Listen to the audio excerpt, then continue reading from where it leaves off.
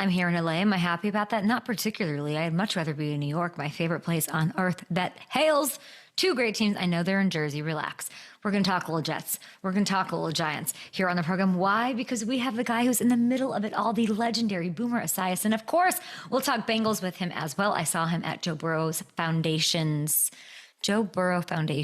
golf tournament, invitational, I think, in Cincinnati not long ago. We'll get into how we make things right for Joe going into this year. And also, how should Joe be considered in the hierarchy of the NFL? Because he has somehow turned into cilantro. He has turned into blue cheese. He is polarizing all of a sudden, that Joe Burrow. So we'll talk about that. And I'm going to issue a stern warning to you NFL veterans mulling retire. I can't take it. No, none of you retire.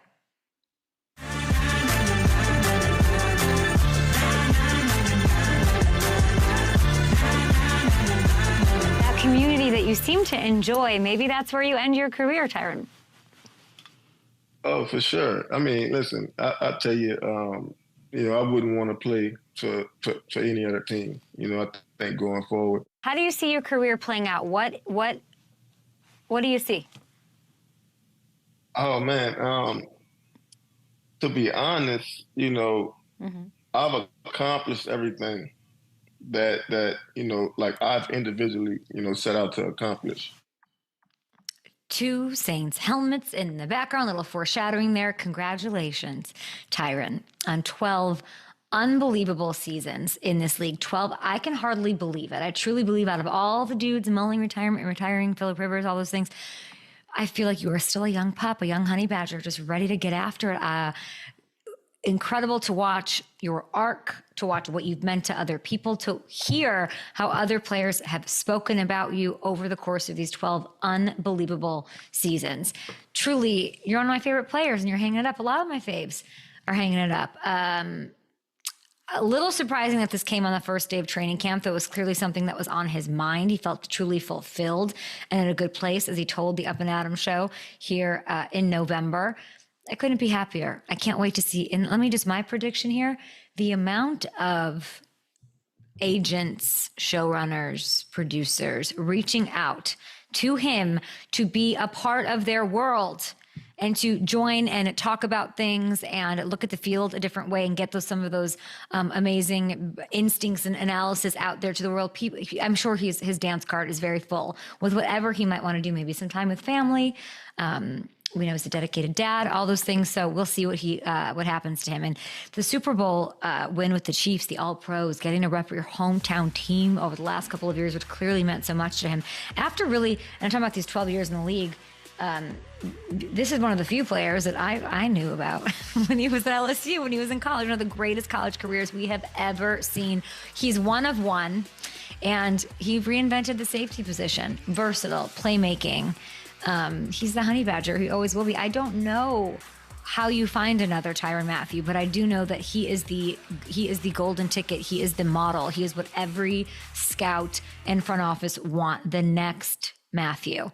The young nickel safety hybrids, everyone that we've talked to, the Brian Branches, they bring up Tyrann as that gold standard, and they're aware that he paved the way. So big thanks. If you take a look at his career, want to know what his next step is? Probably, I don't know, like a television analysis, maybe a vacation, well-deserved after these years. But if you look at the resume, you think Canton's a stop on that? Yes, I certainly do. This resume is as good as it gets. The numbers are right there with every other safety who's in the Hall of Fame. No one in the NFL has more interceptions than Tyrann over the past decade, beyond the stats and the accolades. Sort of like the lasting impact he's had on the game, on the position, makes him a lock to me. This is not up for debate.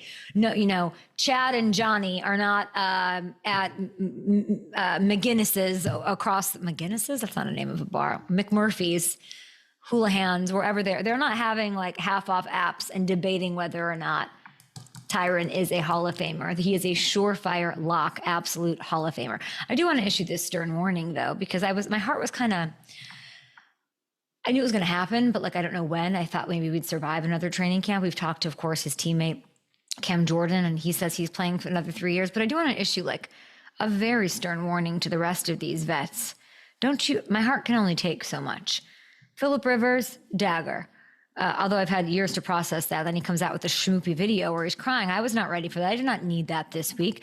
I will say the same to Tyrann. I almost don't want to see your media tour. Although you should make a stop here. My show, because we love you so much. I'm not ready. I'm not ready for some of these guys. Calais Campbell, I'm not ready for you to retire. We've talked about it a million. I'm not ready for you.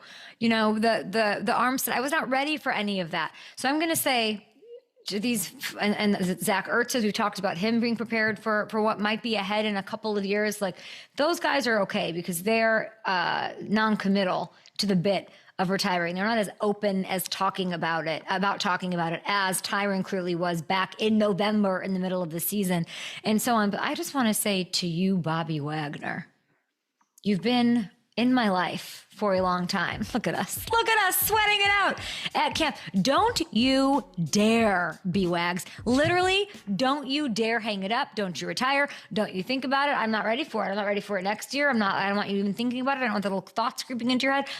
You think I'm just talking to Bobby Wagner? I'm not. Hey, Demario Davis, don't you dare. Don't you dare leave the NFL right now. I can't take it. My heart cannot take it. With Mathieu, you can't do that to the Saints. You can't do that. We can't do this. We can't be a part of this. Levante David, similarly, we have Luke Kuechly on. You're in the Bobby Wagner thing. You guys need to stay. You need to stay. I can't handle the retiring, the next era of things going on. Don't you dare. I need a break. Okay. We have lots of other stuff to get to. We have Boomer Esiason joining the show in a little bit. We couldn't book another guest. So we have actually going to dig into our Panini bag from Rookie Premier because there are some gems there that we found that were not shared that we do want to get out there as training camp is in full swing from the rookies to get a little more inside the mind and the mentality of what these rookies are mulling over and thinking about as we head into, as we further into the week of training camp. It's in full swing. Okay. I want to ask Boomer about Trey. I want to ask Boomer about Shamar. I want to ask Boomer about the Giants versus the Jets and the quarterbacking situation. If you guys have a question for Boomer, please hit me up. While you guys are waiting for him to come on, please go to FanDuel Sportsbook. Get your bets in there. There's other stuff going around the league. So we made a list here. So we've still got a couple teams not in camp. And I wanted to get into the Niners a little bit because Hamilton wanted to. And then he sold me on it. And so that's what we're doing.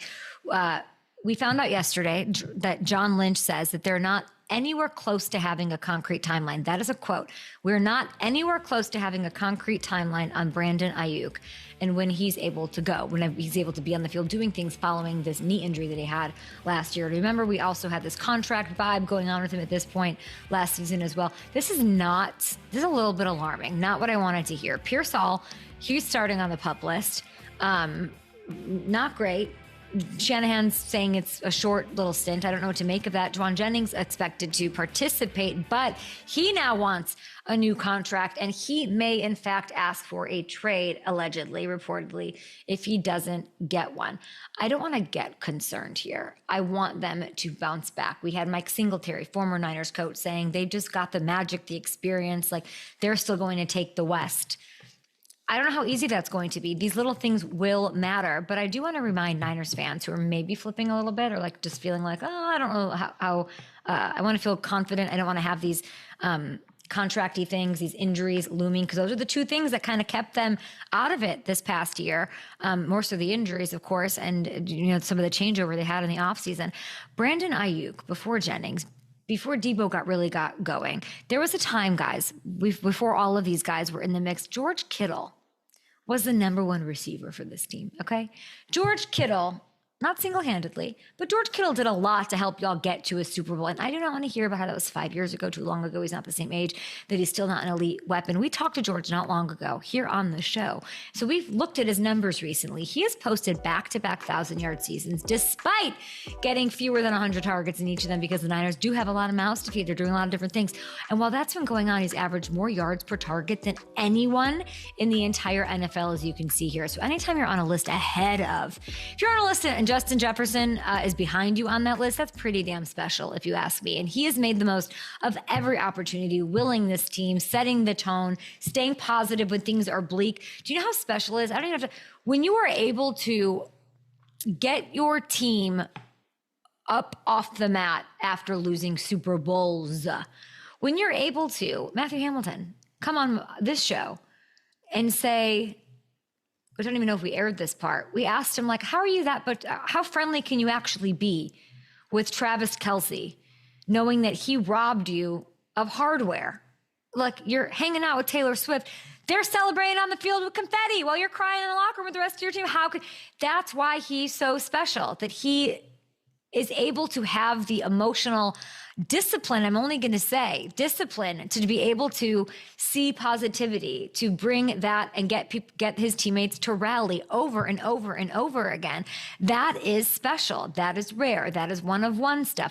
I hope more targets continue to go his way, because the table's set for a monster season, funneling the offense through him. Though I will ask you, Hamilton, here, Christian McCaffrey also sort of being slept on. We're talking more about the baby with Christian McCaffrey. And we are getting some thirst traps, some NFL thirst traps. Like, he looks great. He looks like he's getting it going. We are also let us not forget what he brings to the table in willing teams, in setting tone and work ethic. No one wants a Super Bowl more than Christian. So these two, I would just we're giving a lot of love to Kittle. We are forgetting about Christian being back and healthy in the mix. It's true, and there's no reason why they can't have a top-tier offense funneling it through Christian McCaffrey and George Kittle getting the majority of those touches. That can absolutely be a top 5 offense in this NFL. You know, we saw him do it even without McCaffrey when Kittle was that number one option. They ran the ball a ton. They had a great run game without him. Yeah. He levels that thing up even more. Kittle's still playing at an absolutely elite level. There's been no drop-off in his game. I'm with you. This can be an explosive offense once again. Agreed. And it's the defense that I have a couple questions about. Though I like that they got Fred Warner back and all those things are happening. I have some questions about the Niners. And I think we might be visiting the Rams here this week. So there is a chance that the Rams win me over. Do you know what I mean? Not that they have to win me over from the Niners. I don't know how I quite feel about how that division shakes out. Got a soft spot for the Seahawks too, to make some noise. It's going to be close, I think. It's all going to be about the vibes. I knew the Rams were going to be a killer last year from my day at training camp. I knew leaving, I go, coach is pissed. And now we're adding, we're adding a lot. I know Stafford's, they're, taking care of something with him, but it sounds like he'll be okay. Just look, it's going to be neck and neck, as you're seeing here over on FanDuel Sportsbook. Who takes the West? Let us know what you think. We'll be back after this. I believe we're gonna introduce you to a couple of these rookies at camps across the league. We'll be back in Boomer Esiason, FanDuel fam on the backside, I think. Is that still true? Well, yeah. Okay. Yeah. I do remember, you're so good at reading the vibes. Can we see the Christian? Hold on, my show. Can we see the Christian thirst traps, please? Can somebody grace us with those? I was actually going to give you a compliment for once, but screw it. He is yoked. Who else were they saying is in the best shape right now? Not Pickens. There's a lot of that flying around. No, I know. It's my favorite part of the off season or the training camp. No, but who, it was earlier this off season that everyone's like, he's in, Marvin Harrison Jr. Oh, Marvin Harrison. Yeah. Yeah. Christian said, okay, cool. And it's a division rival. Let's see if we can pull those. I don't know. They might be on the NFLs. I don't even know if he put them up. I don't know, but he's ready to go, and nobody's talking about him. It is so crazy. And by the way, if you hang out on FanDuel Sportsbook, that is where you find your value on anything. Those overlords also tend to forget what the impact of players are. So I'd go look at the Christian props. I don't know if you can pull them up right now. I will say we were just talking about Kittle. The receiving line for Kittle right now in FanDuel Sportsbook, 900.5 yards. Like we said, he had 1,000 yards back-to-back seasons. He and Brock Purdy are best friends. He's had his best seasons with Brock Purdy. Yeah, this is where you find your gold and your value. Okay, hit the over there. What's his over-under on touchdown? Oh, there we go. Yeah, he's ready to go. I actually don't even know what to make of this photo. Does this mean he's bigger? I don't know. I never know. He does look bigger. He is does that look good? jacked. I mean, if he's going to take on that workload again, it is. I want you to get, what do you think his line for rushing yards is, Christian McCaffrey?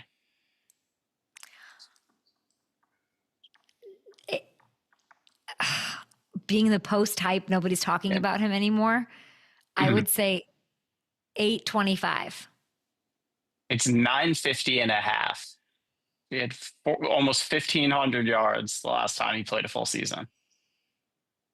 950 and a half. You're I'm going taking that over? all day. Oh, hell yeah.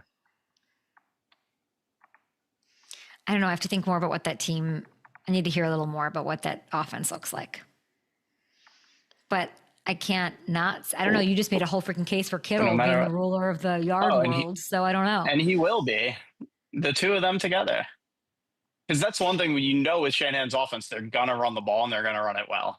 That's transcended everything. On a list of things that I stuck at, also like noticing body changes in players. We should get into that in the next break. Like literally. Uniforms, injuries, body changes. Welcome back to Up and Adams. Please go to FanDuel Sports. We were just talking in the break, Hamilton and I, about George Kittle, his receiving line, I believe. Oh, let me get it again. 900 and a half. 6.5 touchdowns for Kittle. Back-to-back 1,000-yard seasons. I'd hit the over. And Christian McCaffrey, by the way, nobody's talking about him. Finally, he's putting up those NFL training camp thirst traps. He looks good. He's going to be healthy. Can he hit 950 rushing yards? I think that's the line for him. Hamilton reminded us in the YouTube break, you guys should subscribe to the YouTube, that he, of course, had like 1,500 last time he was on the field and healthy. He certainly looks it. He's a girl dad now. He's getting the girl dad bump. I think we're going to smash over on both of those. Boomer Esiason, FanDuel fam, Bengals legend, New York mouthpiece legend now. We cannot wait to have him join the show and ask him all sorts of things. But we did want to introduce you to a little bit of these moments, to a few of these moments that I had with these rookies. Panini kind enough to let me be part of their rookie premiere day. And we sort of held on to these as we knew training camp would be in full swing. And it is in Latrobe today. Steelers, one of the last teams. You know how I feel about their rookie quarterback choice. And we'll see Rodgers, we'll see Jalen Ramsey, we'll see DK. But there's a rookie running back named Kaleb Johnson, who is out there sweating it out in Latrobe. And he's competing with Jaylen Warren, a fave of Mike Tomlin's for that starting gig. I spoke to Kaleb. I met Kaleb with a K.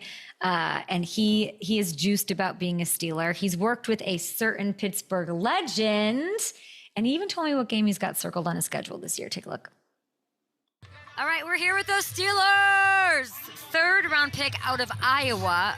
Kaleb, I'm happy to see you in this uniform, but I feel like this is just like Iowa vibes all over. Are you very comfortable in this uniform? Yeah, I'm very comfortable in the uniform. I've been in the uniform for like 3 years, so it's so used to me, so I'm just used to it. So yeah, it's a little different with that patch, though, that is. NFL logo. What did it feel like to put that on? You're gonna put that mic up to your face, all right? It means a lot, you know. Yeah. Just having this logo and representing a good organization like them is. I just nice. talked to Will Howard. He's like from Pennsylvania. Yeah. Knows what it takes to be a Steeler.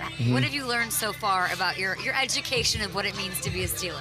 I feel like it means a lot to be a Steeler from, going back in the past, who have been here, like you said, like Ben Roethlisberger, Le'Veon Bell, Antonio Brown, Clay Shippo, all of them guys, just represent Steelers really well, and I'm trying to be the next up, so. Have you walked around the locker room so far in your rookie, I guess? Yeah, actually, my locker. Walked around and have you said, "Hey, I led rushing yards and touchdowns"? Like, nah. Hi, nice to meet you. I'm Kaleb. How do you? I go in there, just as a humble person, and just introduce myself, and I want to prove myself at the next level more. So, yeah. I'm not gonna go in there and have that type of confidence when I haven't even proved myself yet. So. Wow. What was it like seeing your locker the first time? It was awesome. My locker actually right next to DK Metcalf's. So it's don't have any awesome. Candy in that locker. He'll come and eat it. Nah, he don't. I'm trying to hide it. You're trying to hide it. I love that. Let me see. What's this whole weekend been like? I feel like we're almost at the end. You made it. I know it's a lot, but you're ending with the best place, Panini. Yeah. I feel like, everything has been a dream come true, especially just being selected out of, 40 players here, out of the whole entire college football.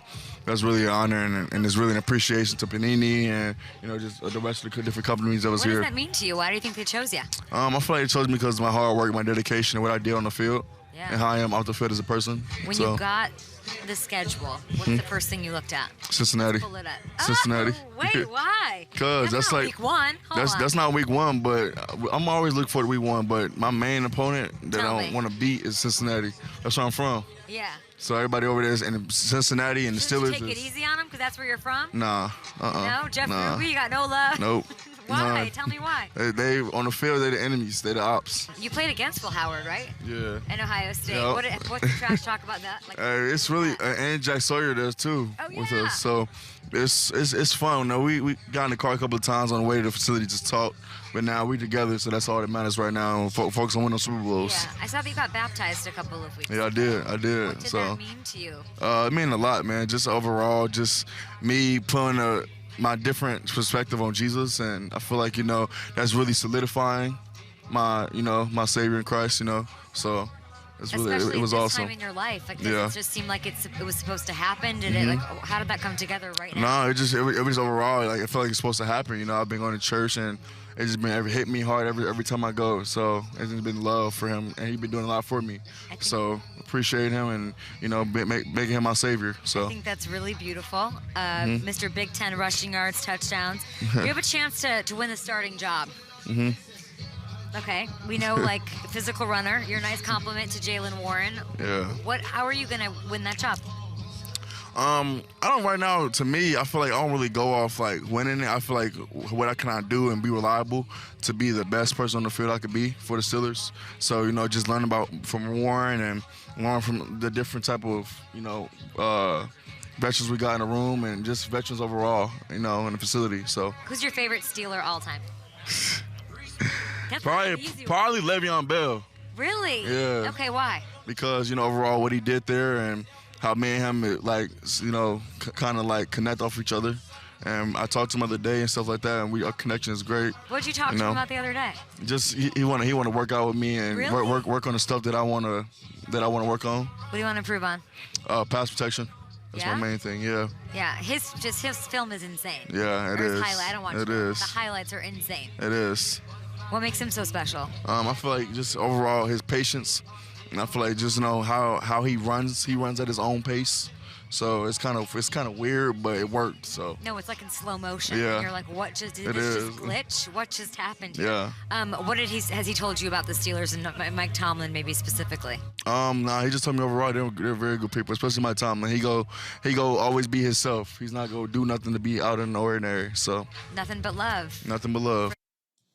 Really liked meeting him. It's a little just the insights into what he cares about. Of course, his faith journey. There's a lot of comps to him, to the guy who just loves to tweet just gems left and right. Le'Veon Bell throughout the process, one of those patient runners, one of the most standout running backs really in history. So it's sort of amazing to hear that those two are connected. They're working together. And dare I say, Pittsburgh sort of got like a steal here. Kaleb has vision. He's got patience. Like we just talked about Le'Veon Bell. He can handle a workload. It's sort of a perfect Steelers running back, a perfect Tomlin running back. Jaylin Warren, of course, not forgetting about him. He'll be in the mix. Iron sharpens iron. Use them all over the field. I would expect Kaleb to have a big rookie year and be hopefully a bestie to one Aaron Rodgers, who is a Pittsburgh Steelers quarterback, which is still what do the kids say, clocking? It's not really clocking to me that Aaron Rodgers is a Steeler, but they're on the field doing their thing. And of course, our guy, Caleb Johnson, is there with him. Up next, we will have Boomer Esiason. Maybe we'll reflect on his first training camp, his rookie year. Maybe we'll show you some highlights. Maybe we'll have some fun with our guy, Boomer Esiason. FanDuel family, of course. And you can hear him in New York. We're all the way here in LA waiting to hear his thoughts.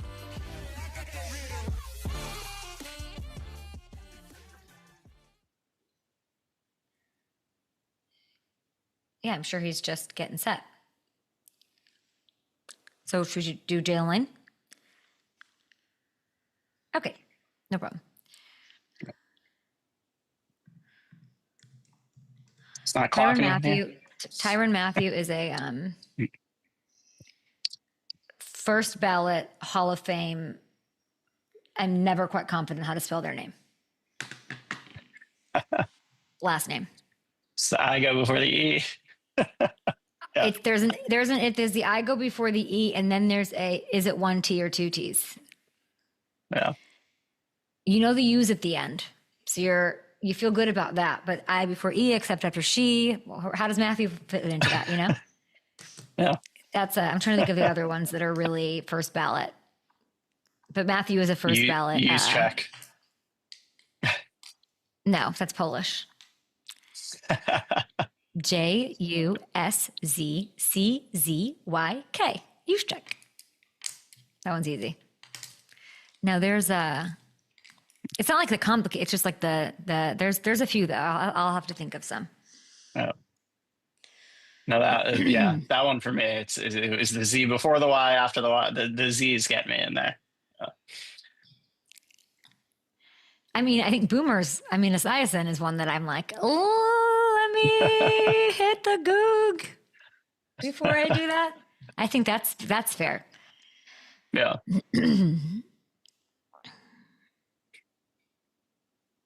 Yeah.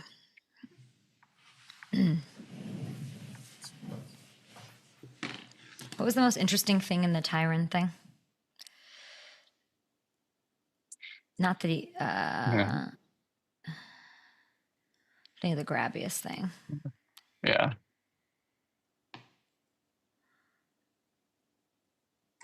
I mean, the way that he did, like, he changed the game. Yeah. Most interceptions of his era. Like, yeah, that's crazy. That would make sense. I would do that if I was joining a show. Sure. Love that. Great. Jaylin Lane sounds good. Love that. Okay. There's no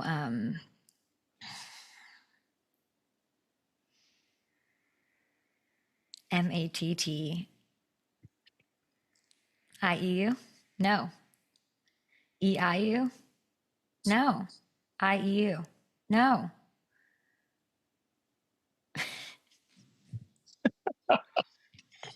I'm just going to let you sweat this one out. All right, Kaleb Johnson joined me at the rookie premiere with Panini, which I loved, and they were kind enough to let our show just keep sucking the life out of that as much as we can. We had so many interviews. It was so fun to get to know these rookies, and now they're zoned in, they're dialed in. That was like a fun day, so it was good to get some info. And I do. This is one of my favorites. We had not shown it to you guys yet, so here it is. We have Boomer Esiason joining the show in a bit. We've got Tua talking about Tyreek Hill, but here we go. I want to give you guys me and Jaylin Lane, a little Terry McLaurin action here. Hopefully playing with him, what it's like to catch passes from Jaden Daniels. Everybody at the rookie premiere was jealous of that. Jaylin Lane, we have met before. You just took your group photo with this rookie class at the Panini rookie premiere. It's always a special moment. I got to tell you, I'm watching. People are mean mugging, you have the biggest, you had the biggest smile in the Panini rookie premiere photo. Why is that? I'm just happy to be here. My mama would be mad at me if I didn't smile too. So, I got to keep my mama happy. Is it anything to do with Jaden Daniels, your smile? Oh, yeah. That a little bit. Just being in Washington in general, it's a great atmosphere, a lot of great guys. It's exciting. When you say that, what is the atmosphere? But I know you haven't spent much time there. It's been such a whirlwind since the draft. But what are your initial sort of impressions of that fan base in that city? Yeah, the Commanders, they're big on brotherhood. Just in the locker room, I can just tell how tight-knit it is. And, I'm excited to be a part of something like that. And also, with the fan base, there's a lot of, I went to Virginia Tech. A lot of Hokies are Commanders fans. So, the fan base is strong, so they're excited for me. Are you also smiling because you get to be buddies with Terry McLaurin? I remember pre-draft, I asked you for your top 3 receivers. Terry was in that. Yeah, it's definitely a cool thing to, be with one of my top 3 guys and, just watching his career, just seeing how he's carried himself and the success he's had. I'm just excited to be able to learn from that every day. What's the first time and the first thing that Jaden Daniels said to you? Said, "What's up, bro?" Yeah. Nah, he dapped me up. It was the first day. Rookies got in, dapped him up. Met Terry, Debo, a lot of good guys. Have you gotten to work out with him yet? Have you caught a pass from him yet? Yeah, caught a pass. Okay, stop right there. What is that? I want to hear descriptive words. Jaylin, we're friends.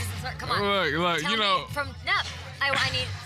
I just need to know every little moment of what it is like to catch a pass from him? Look, at the end of the day, football is football. I try not to make it too big because you start thinking about it too much, then that's how you drop it. Last thing I want to do is drop it. So, just kind of keep the main thing. It's definitely cool, like, thinking back on it, though. It's like, it's a dream come true, though. I'm looking at your schedule. You make your debut in front of your home fans against the Giants week 1. What are you most looking forward to when I just tell you that matchup? Honestly, I'm just looking forward to, stepping on the field for the first time, in the NFL with the Commanders, with the guys and whatnot. And, just being at home for the week 1 is always fun. The fans are going to be excited. Players are going to be excited. So, yeah, it's going to be a fun day for sure. It certainly will. Who has been like your fastest friend this weekend? Meaning like the person you sort of clicked with the most? I kind of already, I knew a couple of the guys like RJ Harvey, Pat Bryant.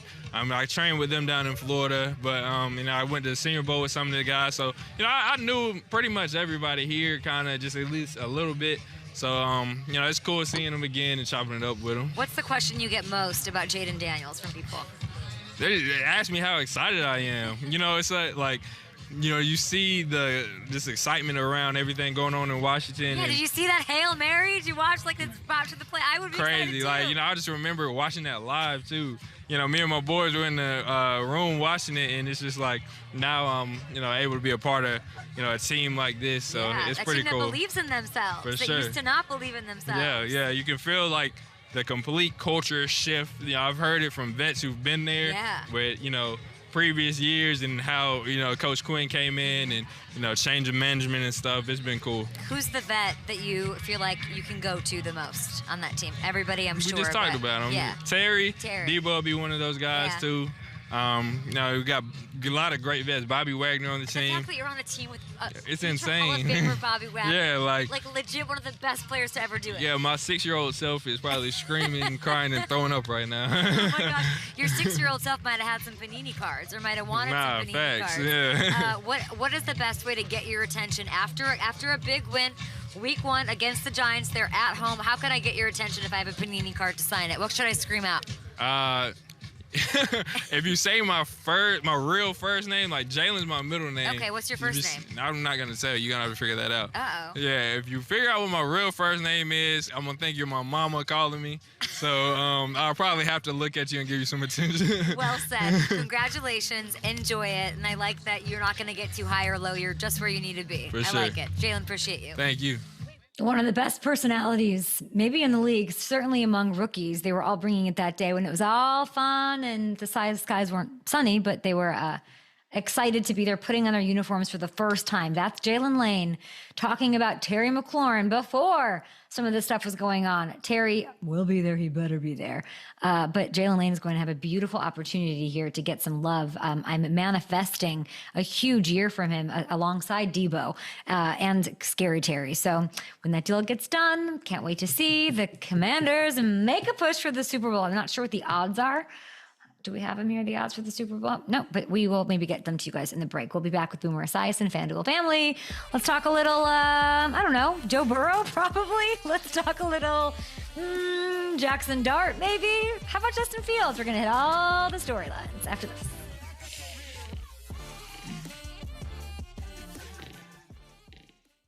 Ham, that would be a great place for odds for them. What are the odds for the Commanders? Yeah.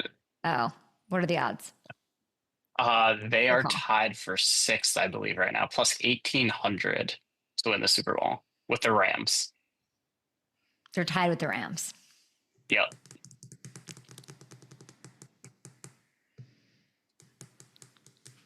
Oh, man. You have some tough choices to make this year. Who has the easier The Rams are path? getting better odds to win the NFC, though. The Rams are getting plus 800 to win the NFC. And the Commanders are plus 950. But yeah, as you can see there, they have the same Super Bowl odds. It's interesting. The Eagles and I'm not ready to have this conversation. It makes me itchy. Okay, what's going on with Tua? Can you tell me really quick what's the Tua thing? Yeah, so Tua was asked about his relationship with TYREEK this morning. And he said, it's a work in progress. He said, when you say something like Tyreek's comments that he's out after the season, you don't just get to come back with a my bad. You got to work that relationship up. He's working on himself. So I love that. Yeah. If he came out and said all is, I don't know, I'm trying to think if he came out and said like all is well.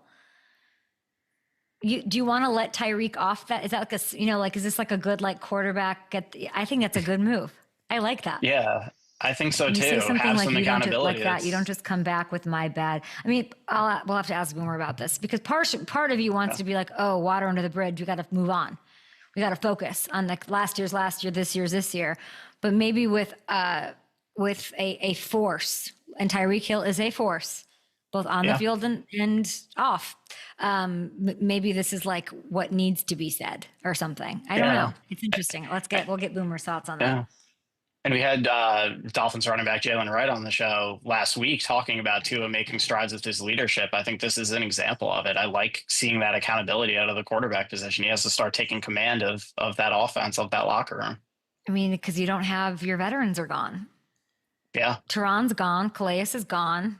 Who's the vet? Tua? Yeah. It's time. All right. I like this. That happened just now?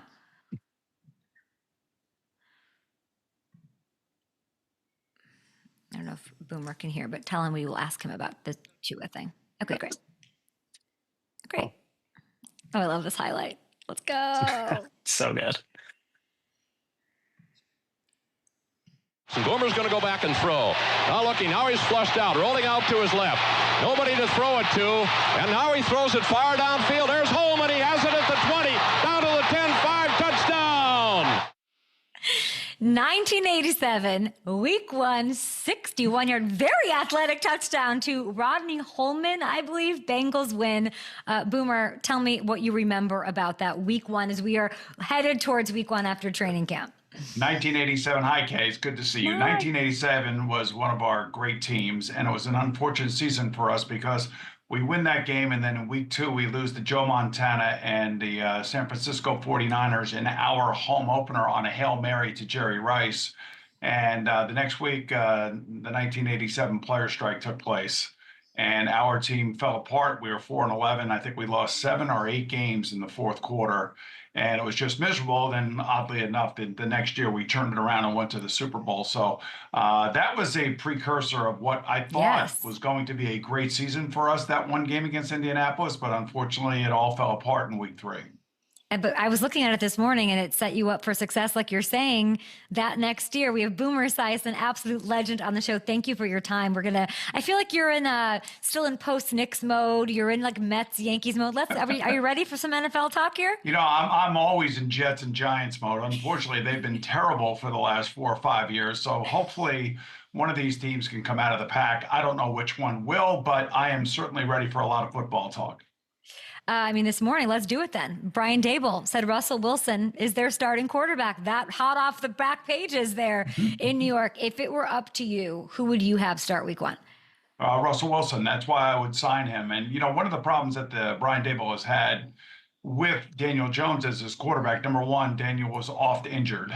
There's no question that, you know, that creates instability in the offense.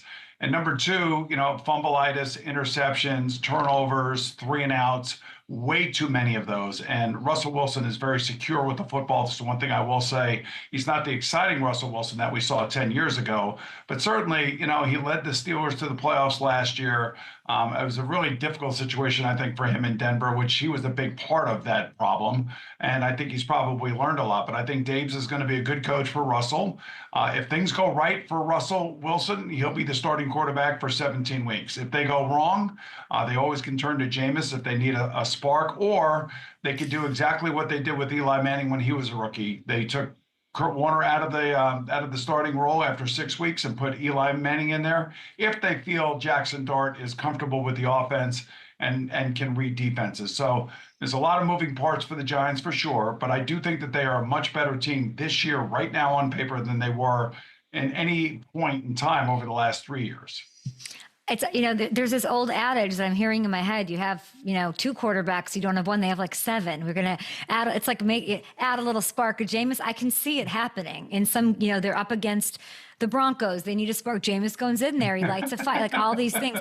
What does, and it's almost like you have a lot of trust in Dable that he can manage all of this. It sort of goes against what my head is saying, which is they need one guy. And I mean, they're starting with Russell. That's interesting. A lot of faith in Dable out of Boomer.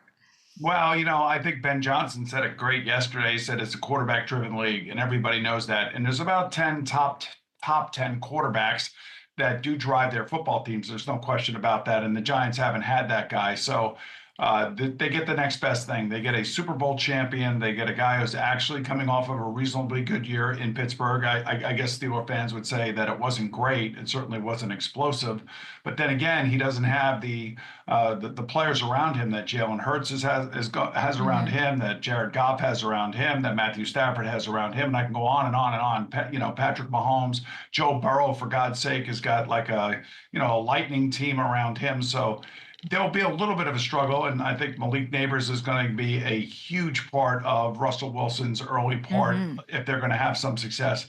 But Brian Dable is really a good coach. I don't think the Giants would have kept him if they didn't believe in him as a coach. And the fact that they did try to stabilize the franchise by keeping GM and coach together without overreacting, I do give them credit for that. So I think they're finally building now, and I feel like Joe Shane, the GM, has got his players in there.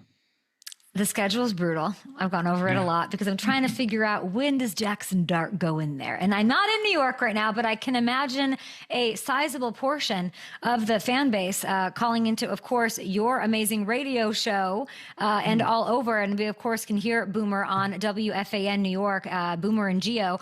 I can't imagine you're not going to have callers saying, get the kid in there. When does the Jackson Dart era start? We got like guys from Ho-Hocus wanting this. What do you make of that? What would you say to fans who are anxious to see Dart and that era get started? And what are your impressions of the rookie quarterback here before preseason starts? Well, I will say, looking at their schedule, you're right. It's one of the more difficult schedules, at least on paper, starting the season. You just never know what the team is going to be like when you get ready to play them. But, opening in Washington is not going to be easy, and then going on the road in Dallas. If they go 0-2, people will be screaming here. And I will say this, I've been in Russell Wilson's shoes, so I know what it means to go to a new team, a new coaching staff, new players, a new system that you have to learn. I don't know if you're watching the Netflix Quarterback from last year, but you could see how Kirk Cousins has really struggled in the first part of the season with the Atlanta Falcons, because it's a new system that he had to learn. There are like 45 different things that he figured out when it came to motion and shifting and all that other stuff. So Russell Wilson's going through the mental gymnastics now, and they may get off to a bad start. So I'm sure whoever in Ho-Hocus, Tony in Ho-Hocus or Tony from Long Island, is going to call in and be screaming about the quarterback position. So I'm sure we'll see Jackson Dart at some point. It all depends on what kind of start they get off and what Russell Wilson looks like, and whether or not he's turning the ball over or making mistakes. You like him? You like Jackson Dart? I do like Jackson, Kate. He seems to have a nice flair about him. He seems to be very confident. The one thing I do like is that he's an older quarterback, and it's like Tyler Shuck down in New Orleans. These kids, are not 20 years old, and they're stepping into something after only playing 14 or 15 games in college football. They're a little bit closer to like Phillip Rivers or even Brock Purdy, who played over 50 games in college football. And these guys are a little bit older. So Jackson actually physically looks bigger than I thought he was, and at least looks like he's put on some weight already this offseason going into the regular season.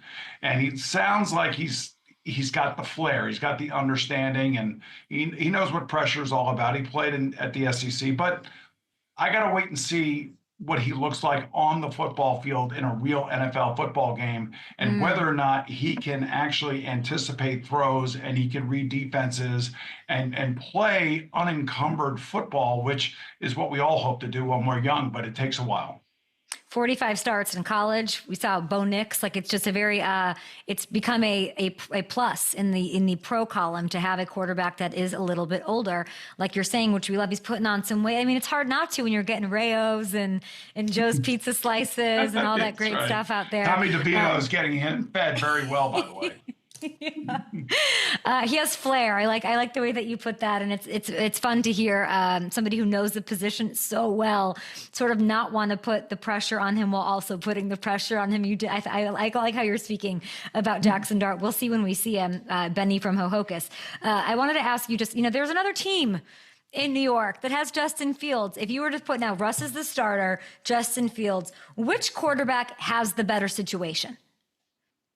Well, they both have top-end wide receivers. There's no question about that. I feel like the Jets are better offensively just because they got three really good, solid running backs. They'll have a good wide receiver core. They've spent a lot of money on the offensive line. Both of these teams are kind of even. And to me, Justin Fields. Well, the Jets are trying to do what the Detroit Lions did when Dan Campbell came in, and this is right out of the Bill Parcells playbook. So Dan Campbell takes over the Lions. The first thing they do is they trade Matthew Stafford and they bring in Jared Goff. They want their quarterback. They don't want a guy that's been there for a long time. The first thing that Aaron and Glenn does, and also Darren Muji, their new general managers, they remove Aaron Rodgers from the building.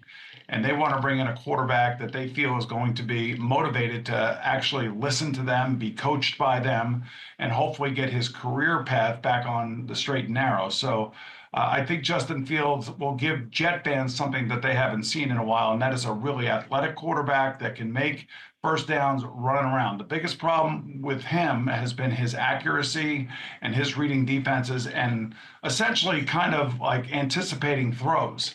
But there's no question that the athleticism is there. So he's going to get you 3 or 4 first downs just with his legs. The thing I worry about with the Jets, once again, they go down the road with a unproven head coach. This is a rookie head coach. They have a rookie offensive coordinator calling plays in Tanner Engstrom. And, thankfully they brought in Steve Wilkes. At least they have some experience on that coaching staff on the defensive side. But Aaron was a former teammate of mine. He's a disciple. He's a disciple of Bill Parcells. He's just like Dan Campbell. All these guys, Sean Payton, Dan Campbell, Aaron Glenn, they're all from the Bill Parcells tree. So they're going to try to do things here a little bit differently. And the one thing that I have already noticed in the 6 months that Aaron Glenn has been here, this team has been on lockdown. There are no leaks. You don't hear anything from Mina Kimes or anybody else. Everything has been really tightened up here, and I think that's the Parcellian influence, if you will. And Muji knocking it out the park, doing something. He got ahead of 2 contracts. I was like, okay, Jets, let's go. It's crazy to hear you thinking the Jets or that Justin's in a better position when you do have Dable, the offensive mastermind, some consistency there. Maybe a it'll be interesting to schedule. see. Maybe a little easier schedule. That NFC East, man, it is going to be a beast. Yeah, looking at the Jets schedule here, a little easier division, easier path for them. Also, them going under the radar, a great thing. You mentioned quarterbacks, Boomer, that drive their teams. There's about 10, you said. I imagine somewhere on that list is Joe Burrow driving the Bengals. You mentioned quarterback; he's the star of it. I'm getting a little nervous. We got to talk Trey. We got to talk Shamar. Which one would you like to start with? Well, Shamar Stewart's situation is not foreign to me. The Bengals always seem to have problems signing players. I had a great time there. I had a great relationship. I was a 2nd-round draft choice at the time, and they gave me the largest signing bonus in NFL history for a 2nd-round draft choice up to that point. So they always treated me well, but other players sometimes feel like they're being taken advantage of. And I think whatever the agent is telling Shamar, he's telling him, don't sign this contract. We can't sign this contract. And I don't know why the Bengals are holding so steadfast. And the Bengals are basically saying that, what they're doing is what every other club is doing. I don't necessarily know that to be true. There could be a little bit stronger language in this contract that they're asking Shamar to sign. And if his agent's telling him not to sign it, then, you're paying for that advice. So you do what the agent says. I'd love to see him in camp. He needs to be in camp. I'd love to see Trey Hendrickson in camp, and I'd love to see both of them working together because Trey can be such a great asset for Shamar's young rookie season. But again, you're talking about Trey is going to probably be 31 years of age. He probably wants more guaranteed money. The Bengals are probably looking at some analytic chart saying that players at his age and, and basically the amount of plays he's played over the last 4 years, which is a lot, they don't want to go out 3 or 4 years with him and give him more guaranteed money. So maybe it's another 1-year contract extension and a little bit more guaranteed money, and maybe Trey Hendrickson's back in camp. Trey said yesterday, quote, "I was more than willing to take less in some ways in order to make this work." I know, both sides dug in. I understand he's in Florida. There's that, the social media has entered the equation. What does Boomer Esiason think? What is the value of Trey Hendrickson in this window, in this vacuum that is a Super Bowl 2025 for them? How much does he improve their chances of winning the Super Bowl? Can he win one without them? That's the goal. They need defensive help. I mean, this is one of the worst defenses in football last year. And I know they have a lot of money spent on offense, and rightfully so. They got some great players over there, and Joe Burrow wanted his wide receivers. He wants his left tackle. So to me, if they don't have Trey Hendrickson, who is a leader on defense, a leader in the locker room, does everything the right way, gives you 17.5 sacks over the last 2 seasons, so for a total of 35 sacks. I don't know how you don't get him back into camp. So to me, he's a very important player. And, players like Trey, they get upset when they don't feel like they're being treated right. Now, he was treated right when he came over from New Orleans. They gave him a contract, and he's played almost every single play that he could play for them. And I think he's the perfect fit for Cincinnati, and they need to sign him. So I'd like to see some sort of kind of, meeting in the middle. And my compromise would be 2 more years on a contract and probably about $15 to $20 million in more guaranteed money. So he'll make his money this year. That's already guaranteed. He wants guaranteed money beyond this year, and I think he should be rewarded for what he's given things. He deserves. I mean, if you look at the market, Miles and TJ both have 3 years guaranteed. You brought up age as something the Bengals might be thinking about. He's a year older than Miles. Miles got all that guaranteed money, and Trey's led the league in sacks. He's doing, and I just keep thinking, is their defense so bad that even if they have him, they won't win? Or do they need, can they win a Super Bowl without him? They need him and Shamar Stewart, and he needs to be like in Shamar Stewart's ear every single day of practice. And the reason I say meeting in the middle would be 2 more years guaranteed, which would mean this year is already guaranteed. Yes. And then 2 more years guaranteed would be essentially a 3-year guaranteed contract. And they'd have to meet in the middle somewhere. And I don't know why he has to take less or even say that he has to take less. Nobody should ever say that. He's going to make, I don't know, between 18 and 25. I don't know how the whole bonus structure was done in this latest update that they gave him. But, I think 2 more years and maybe about 30 million guarantee would probably get it. I would think would get it done. But that seems too sensible for the Bengals maybe at this point. Who knows? The craziest thing, I was backstage at the draft in Green Bay. Shamar was drafted. He goes backstage. I talked to him, and the first thing he says, I go, "I love the Bengals, just, one of my favorite teams." And he goes, "They've got 2 Trey Hendricksons now." Yeah, I mean, that's a rookie talking, and really in the moment, he's really excited. He's really happy, and he knows who Joe Burrow and Jamar Chase and T. Higgins are. He knows the players. He's seen them on national TV quite a bit. So I understand why he would be excited that day, and I also understand why he would be really frustrated right now. I mean, this is just the Bengal way. It's unfortunate. Do you think he pulls like a Bo Jackson, Joe Theismann, and goes back? Yeah, well, I would just say he's got to protect himself, and his agent's got to protect him. You know what I mean?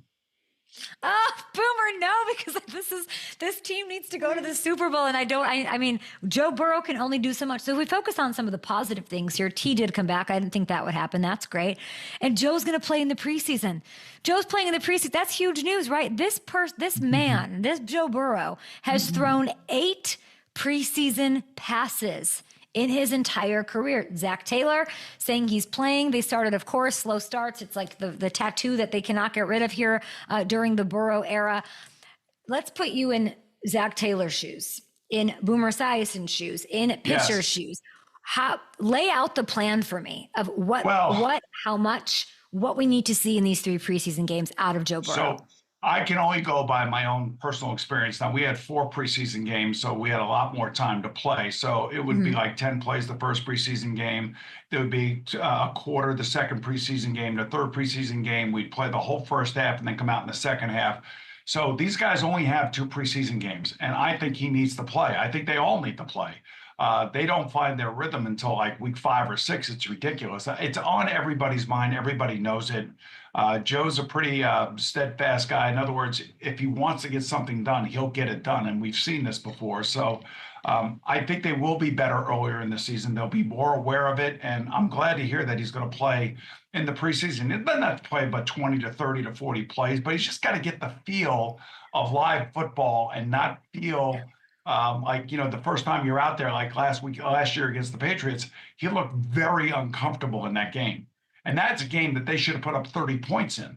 Yeah. So, and they're going to, and listen, okay, they're going to have to score at least 30 points. Well, I'd say 20 to 32 points per game if they're going to want to have a 10-win or 11-win season.